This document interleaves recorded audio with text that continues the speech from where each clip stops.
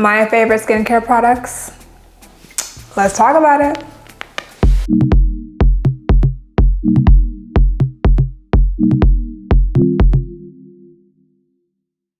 A lot of you are messaging me and saying thank you for these tips, and you're welcome. But you're still lost in the sauce.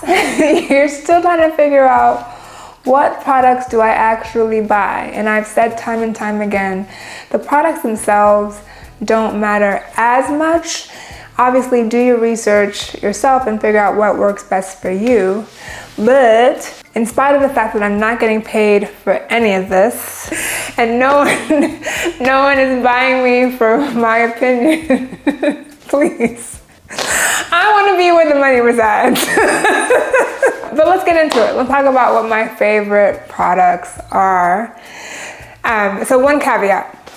One thing I will say, I am a loyalist when it comes to certain things. I've had the same phone number for 20 plus years and same a lot of things. But when it comes to South Korean products, I am a little bit of a product whore. I like to try, I like to dibble and dabble in different products and different product lines and see whether or not I think it could be part of my regimen. Now, this is not recommended, right? Because you can actually find things that you're allergic to and that can cause you irritation. And so you should not dibble and dabble. You should try something, incorporate it into your normal routine, just one thing. Try it on, you can use a test area as well in a place that's not as noticeable. See if it irritates you, and then if it doesn't and it works well, continue to use it. Or you can come back to me and I will let you know what products I'm trying at the moment and what I think is good and what is not worth it. So subscribe. This is when you hit the subscribe button, just to make sure you're up on game, okay? Now, if you wanna know my favorite makeup tips, I don't have any. I am not good at makeup, so don't come here. Go to one of them hundreds of pages that goes over makeup. But I can tell you what my favorite skincare products are and what I use on a daily basis. All right, here I go. In no particular order. So let's start with the good oil-based cleanser, right? So oil-based cleansers I love because they are really good at removing makeup in a very non-traumatic way. I see a lot of people get a cotton ball or a cotton pad, they soak it with some solution and they rub everything to high heaven. That's a lot of trauma to the face, and especially considered the lower and upper eyelids, it's the thinnest skin we have in the body. So the more you actually rub, the worse off you're gonna be in terms of your eyelid skin. So I love a good oil-based cleanser because it can remove stuff very gently. The one that I'm using in the moment and that I'm enjoying very much is Huxley. So Huxley, the cleansing oil, Secret of Sahara, they have a couple different oils, and I think I'm gonna try the other one next. But I really love this one. It smells incredibly well. I can't describe the smell, but it does remind me of being in Morocco. It is really good with removing makeup, especially that around the eye makeup. And so I just use my bare fingers. I rub it in nicely, not a very aggressive rub, but just a nice gentle rub. If I, for some reason, have a hard time removing either mascara or eyeliner, I take a Q-tip, drop a little bit of this on it, and then I just gently, very gently, go in that lash line to get that last bit of makeup there, okay? So Huxley makes a few different products. The other one that I love very much from Huxley is their body oil. So I have been a big proponent of lotion for a long time. I was ashy as a kid, didn't know any better, didn't realize that lotion was so important. But as an adult, it's very clear that you cannot be ashy out here in these streets. I have loved the idea of body oil, but it always made me feel like it would stain my clothes and I'd end up looking really tacky at the end of the day because I'd have these oil stains from body oil. And sometimes the scents from body oils too can be cheap. So they are really strong and not as aromatic as you want them to be. But I will say, great body oil. It soaks in very, very well. I do not feel the oily residue. Like immediately after putting it on, the oily residue goes away. I put on my clothes and I get no staining. So love Huxley. Don't buy it all out. I love this product. Let's go into another line that I love, and that is Missha. So Missha, I have always been a big proponent and user of their essence. So remember, oil-based cleanser, water-based cleanser, toner, essence. And this is a great lightweight essence. It really packs in the moisture. Have always loved it, and it's not too expensive. I recently have also gotten into their cleanser. This is a water-based foam cleanser that I love. I don't feel dry at the end of the shower or at the end of the facial wash, and it's really effective at washing off the oil-based cleanser that I put on. More Missha. So at night, we always end it with the moisturizer, right? And the moisturizer that I use for my nighttime moisturizer is also Missha. It's snail mucin moisturizer. It's very thick but lightweight, and you don't feel sticky, but you do get the right amount of moisture with a Missha snail mucin product. Again, I love these products. These are products that I've been living by for the past however many years. So please don't buy them all up. And if somebody asks you, how did you hear about us? Give me that old good shout out, okay? Last in the Missha family. So once a week I do a really deep moisturize, exfoliation, the whole nine. I go a little deeper than my normal nighttime routine. And so I actually do use a sleep mask on those nights. And the mask that I love, which is very moisturizing and feels very good, is a Missha nighttime mask. I do it once a week. It's the last step I put on after using an actual face mask. And I go to bed and wake up feeling so dewy at night. On the opposite end, there are nights when I can't be bothered to do one step, let alone 10, right? And so for those nights, or for those midday refreshers where I don't necessarily need to wash my face, but I do feel like my face is a little perverted with the impurities in the air, I will use a Neogen cleansing water. This can also be used as a toner, and it's a great toner as well. But I put a little bit on a cotton ball and wipe my face. It's also good for makeup removal and can be very, very gentle as well for that. Now usually if I'm going to do a mid-face refresher, or if I just feel a little dry during the midday after I've done my morning routine and before I do my nighttime routine, I will do a little spray. And it's also Neogen as well. It's their H2 spray. It's a great light moisturizer, good midday refresher.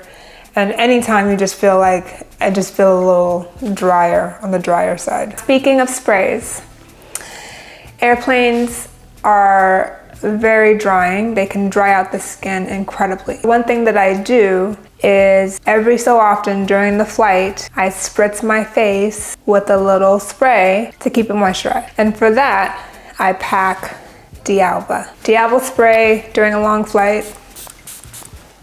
It feels amazing. It smells really good. And I've seen women who have put actual masks on for long flights, and that just feels like too much for me to try and do on a plane. But this actually doesn't feel like too much, and it gives me a great moisturizing effect. Now you may be asking, so what if the air is a little dry?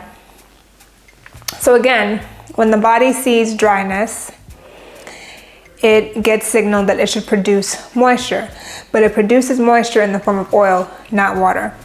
And so what I would find is my skin would be great, 265. If I stayed in the same place, didn't travel, skin would be lovely, whatever. But then I'd go on vacation and I'd land, and maybe 2 or 3 days later, I'd have a pimple that I was just like, wait a minute, my skin is great, it's flawless. Why are you not loving me right now? And so I realized the culprit was that during that flight, that long flight, whatever it was, to wherever it was, my skin was drying out and creating lots of oil to try and compensate for the dryness. And so alba actually has really been one of the best things I've ever done in terms of maintaining that moisture even during long travel days. Speaking of moisturization, the moisturizer that I'm currently using that I actually really like and may keep around for a little bit is Manyo. It's an aqua barrier cream. It goes on pretty light, but it feels really good afterwards. It doesn't feel too heavy. So again, moisturize before you put on sunscreen. Definitely put on sunscreen, but this is what I'm currently using and I'm loving it really.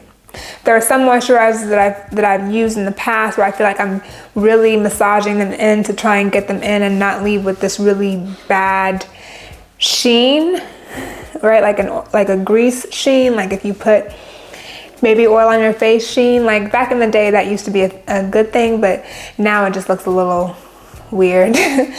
But Manyo goes in really nicely without a ton of manipulation, and it gets absorbed really well.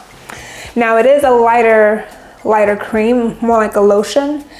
And so for heavy, winter days that are dry and cold and can leave your skin very chapped, this actually may not be enough. Two things that I have used in the past and I love to still use. The first was Neogen White Truffle Oil Stick. So I put this in areas that are drier. So for me, it's always been my cheeks and around my lips and my nose. Didn't have to put it on my forehead. Just an oil stick, right? Put it on after you put on moisturizer, before you put on sunscreen, and you're good to go. Now I do think that this has actually gotten discontinued and they've made a liquid oil. I have purchased the liquid oil, but I will say that I don't use it. For some reason, the liquid oil on my face scares me a little bit more than just an oil stick. And so I can't tell you what it is, the psychology of it, but I prefer the oil stick to the liquid oil. Whenever I run out of this, and in some cases I've already started using this Cocokind My Matcha beeswax. But same principle, put it on in drier areas, especially during the winter, especially when I feel like I'm a little extra dry. And that makes up for what may be an inadequate lotion. Now, how about serums, you may ask? I've tried a lot of serums, and I think for the most part, serums are pretty equal in their offering.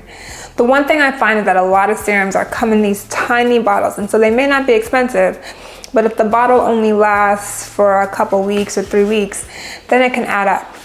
But what I found that actually is it sticks around for a while, it comes in a good size, is this watermelon serum by Tony Moly. In general, I find Tony Moly products to be really good.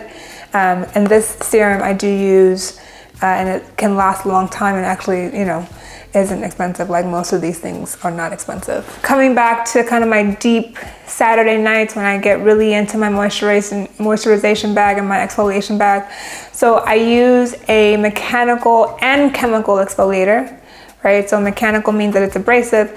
Chemical means that it's using some kind of acidic product to actually lift and exfoliate. For me, I use the Lemon Neogen BioPill pads. So fresh and so clean. So one pad, just once per week for exfoliation. It has two sides, a more coarse side and a more fine side. And I actually use that on my face, on my neck, and then on my décolletage to really keep everything looking as young as possible for as long as possible. So still sticking to those Saturday nights when I'm really getting into my moisturization bag, my lips can get extremely dry. And I can be a chapstick monster for a long time. But since I started using a lip mask, and I actually use Kpaduwa lip mask, it's great. I've had this particular bottle for years, and can you see? There's still quite a bit in there. So I'm still gonna be using this for a while. A little bit goes a long way. It does feel heavier, right? It feels heavier than an Aquaphor or a Vaseline. And when you wake up, you still feel like it's on. That's how heavy and good it is.